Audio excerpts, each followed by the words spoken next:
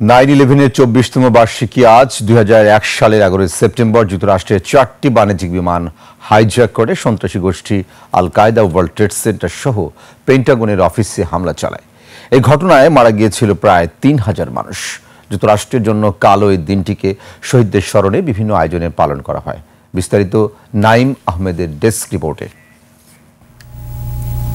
2001 সালের 11 সেপ্টেম্বর সকালে 4টি বাণিজ্যিক যাত্রীবাহী বিমান ছিনতাই করে আত্মঘাতী হামলা চালায় আল কায়দা সন্ত্রাসী গোষ্ঠীর সদস্যরা।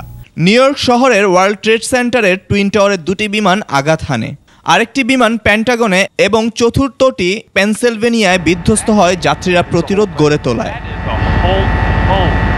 এই হামলায় প্রায় 3000 মানুষ প্রাণ হারান। এর মধ্যে 2753 জন নিউ ইয়র্কের ওয়ার্ল্ড ট্রেড সেন্টারে, 184 জন পেন্টাগনে এবং 40 জন পেনসিলভেনিয়ায় নিহত হন। নিহতদের মধ্যে অসংখ্য সাধারণ নাগরিক, ফায়ার ফাইটার, পুলিশ অফিসার এবং উদ্ধারকর্মী ছিলেন। To hunt down and to find those folks who committed this act. এই হামলার পর তৎকালীন মার্কিন প্রেসিডেন্ট জর্জ ডব্লিউ বুশ সন্ত্রাসবাদের বিরুদ্ধে ওয়ার অন টেরর ঘোষণা করেন। এর ফলস্বরূপ আফগানিস্তান ও ইরাকে সামরিক অভিযান চালানো হয়।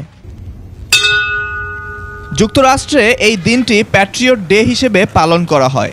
প্রতি বছর এই দিনে নিহতদের স্মরণে শ্রদ্ধা নিবেদন, জাতীয় পতাকা অর্ধনমিত এবং নীরবতা পালন করা হয়।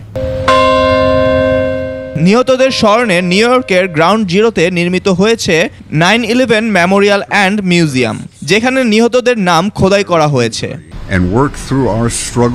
Naim Ahmed, desk report, 21 television.